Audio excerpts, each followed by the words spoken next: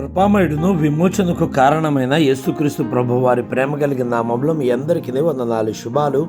దేవుని బాహు పరిచయాల తరపున తెలియజేస్తున్నాను. ప్రియులారా, ఎలా ఉన్నారు? మీరంతా బాగున్నారు కదా?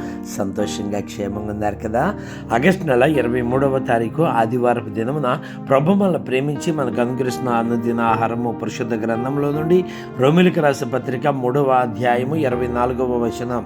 నమ్మువారు ఆయన కృపచేతనే క్రీస్తు యేసు నందలి విమోచనము ద్వారా ఉచితముగా నీతిమంతులను తీర్చబడుచున్నారు. Book of Romans chapter 3 verses 24, being justified freely by his grace through the redemption that is in Christ Jesus.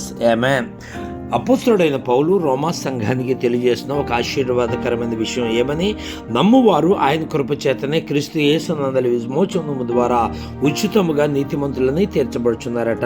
అలాంటి నీతిమంతులుగా తీర్చబడే గొప్ప భాగ్యం ప్రభువైన యేసుక్రీస్తు ద్వారా మీరు పొందుకుందురుగాక. ఆమేన్. షలోమ్.